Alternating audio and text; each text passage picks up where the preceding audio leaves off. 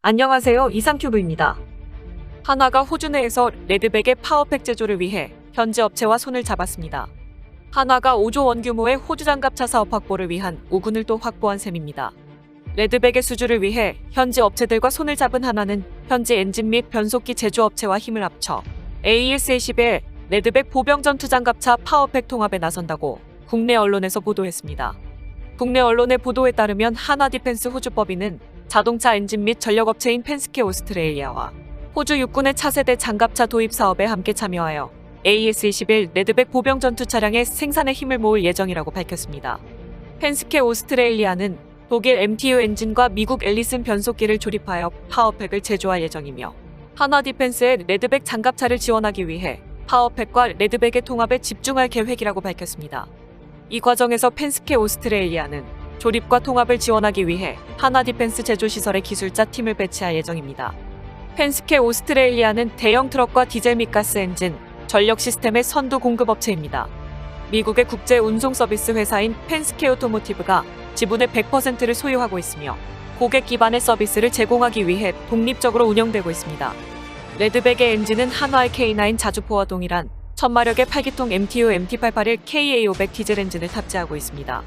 펜스케 오스트레일리아는 수십 년에 걸쳐 엔진과 부품을 국산화한 한국의 STX 엔진과 기술 이전 계약을 맺고 호주 내에서 레드백용 파워팩의 유지보수 서비스가 가능하도록 현지에서 제작하여 테스트할 예정입니다. 또한 이와 유사한 방식으로 펜스케 오스트레일리아는 S&T 그룹 계열의 자동차 엔진용 부품 제조업체인 S&T 중공업이 공급하는 키트를 사용해 앨리슨 X1100 시리즈 교차구동 변속기를 호주 내에서 조립하고 테스트도 수행할 예정입니다. 레드백에 채택된 X1100 시리즈 앨리슨 변속기는 미국의 M1A1 전차에 장착된 것뿐만 아니라 K9 자주포에도 장착되었을 정도로 입증된 기술을 가진 교차구동 변속기입니다. 즉, 만약에 레드백이 호주 차세대 보병 전투 장갑차에 선정이 된다면 펜스케 오스트레일리아는 독일과 미국 기업의 라이센스 아래 생산되는 K9 자주포용 엔진과 변속기의 부품을 한국에서 수입하여 레드백용 파워팩을 제조하겠다는 것입니다. 향후에는 레드백에 한국산 엔진이 탑재될 수도 있습니다. 지난 5월 31일에 산업통상자원부가 올해 소재 및 부품 기술 개발 사업의 하나로 추진하는 K9 자주포 엔진 국산화 사업자에 STX 엔진이 최종 선정됐다고 밝혔습니다. 이 사업의 산업부는 5년간 총 250억 원의 엔진 국산화 개발비를 지원하고 방사청은 개발에 성공한 부품을 무기체계에 실제 사용될 수 있도록 지원할 계획입니다. K9 자주포 엔진 국산화 사업에는 두산인프라코어와 STX 엔진이 도전장을 낸 것으로 알려졌습니다. 두산인프라코어는 K2 전차 국산화 사업에도 참여한 바 있습니다. 당시 국산화 파워팩의 엔진 부분을 두산인프라코어가 맡았고 변속기는 S&T 중공업이 담당했습니다.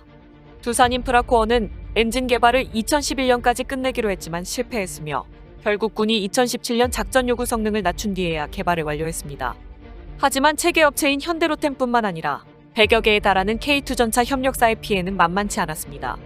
군은 K2 전차 1차 양산은 해외에서 도입한 엔진으로 사용할 수밖에 없었습니다. 변속기는 국산화를 끝내 실패해 지금도 독일산 변속기를 사용하고 있습니다.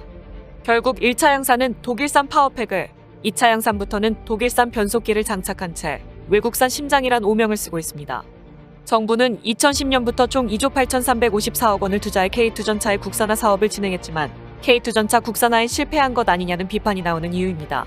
지금까지도 K2 전차의 변속기 국산화를 둘러싼 논란은 지속되고 있으며 지난 7월에는 방사청이 국산 변속기와 관련된 국방 규정을 개정한 데 대해 S&T 중공업에 특혜를 준 것 아니냐는 논란이 제기된 바 있습니다. 파워팩의 변속기를 개발할 수 있는 업체 역시 국내에서 S&T 중공업이 거의 유일합니다. 상식적으로 생각해봐도 K9 자주포용 파워팩 전체에 대해 국산화를 추진하는 것이 상식적인데 어떤 이유인지는 추측하기는 어렵지만 아마도 정부에서 S&T 중공업에 대한 국방규정 개정 특혜 의혹에 대해 부담을 느껴 다시 S&T 중공업에 K9용 변속기 개발을 맡기는 것에 부담을 느낀 것으로 보입니다. 결국 방위사업청은 이번 사업에서 K2 전차의 전철을 밟지 않기 위해 K9 파워팩 국산화 사업에서 변속기를 제외시켰습니다. 때문에 엔진과 변속기를 묶은 파워팩 단위가 아닌 엔진만 국산화하기로 결정해 방산업계가 의아하다는 반응을 보였습니다. 그 당시에도 업계에서는 K9 자주포에 장착된 엔진을 생산한 STX 엔진을 눈여겨보고 있었습니다. 한화 디펜스도 내부적으로 K9 자주포 엔진을 생산하지 않은 업체가 국산화에 나설 경우 엔진의 형상이 변경될 수 있고 이로 인해 K9 자주포의 차체 설계를 변경할 수도 있어 부담이 될 수 있다고 우려하고 있습니다. 현재 STX 엔진은 독일의 MTU와 라이센스 계약을 맺고 K9에 탑재되는 MT881 KA500 엔진을 라이센스 생산하고 있습니다.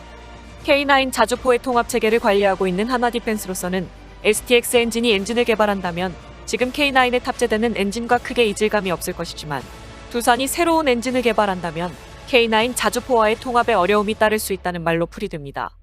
STX 엔진이 사업을 수주할 경우 K9 자주포 엔진은 독일 MTU사의 기술 협력으로 생산해 국산화율이 60%에 그쳤지만 이번 국산화 사업을 통해 자체 기술을 적용한다면 국산화율을 100%로 끌어올릴 수 있을 것이라고 기대하고 있습니다.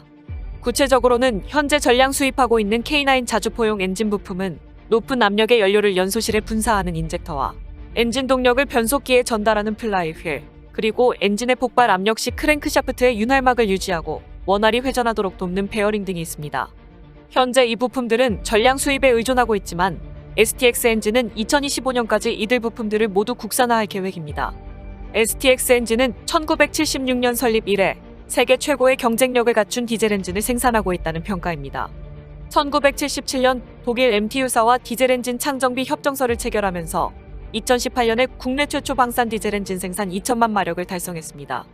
특히 방위사업청 무기체계 개조 개발 사업으로 K1A2 전차의 파워팩 성능 개량을 위한 1360마력의 엔진을 개발했습니다. 육군의 주력 전차인 K1 계열 전차와 K9 자주포 및 K10 탄야군 반장갑차 등의 디젤 엔진뿐만 아니라 해군의 구축함과 고속함 호위함, 그리고 초계함과 잠수함 등 함정에 장착되는 디젤 엔진을 공급하고 있습니다. 이처럼 K9 엔진이 개발되면 2000여 대의 K9 자주포의 유지보수 금액도 줄일 수 있으며 독일의 금수 조치에 영향을 받는 나라에 무기 수출이 가능해져 해외 시장에서 K9의 인기는 더욱 높아질 것으로 보입니다. 특히 호주가 차세대 보병 전투 장갑차로 레드백을 선택하고 국산화된 엔진을 레드백에 탑재한다면 우리나라는 보다 저렴하게 레드백 엔진을 공급할 수 있어 양국 모두에게 이익일 것입니다. 한화는 이번 펜스케 오스트레일리아와의 협력으로 팀 하나를 더욱 공고히 한다는 계획입니다. 한화 디펜스는 이번 사업 수주를 위해 호주를 해외 생산기지 거점으로 키우고 현재 업체 등 40개 업체와 파트너십을 맺고 팀 하나를 보강하고 있습니다. 팀 하나에는 이스라엘 엘빗과 호주 EOS, 캐나다 이클립스와 미국 밀스펙, 독일 비살로이와 캐나다의 소실, 호주 마랜드와 호주의 CBG 시스템즈, 마지막으로 이스라엘의 플라산 등이 포함됐습니다. 현재 한화 디펜스는 호주 장갑차 사업 수주전에서 5위를 점했다라는 외신 보도도 나오고 있습니다. 경쟁사인 독일 라인메탈 링스와 최종 성능 평가 중이지만 라인메탈이 2단계 사업에서 납품한 차륜형 장갑차의 결함이 지적되면서 한화가 최종 사업자로 선정될 가능성이 높아졌다라는 것입니다.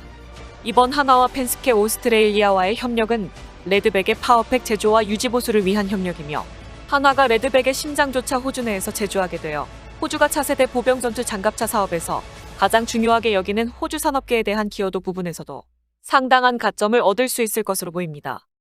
이상 마치겠습니다. 시청해주셔서 고맙습니다. 이상큐브였습니다.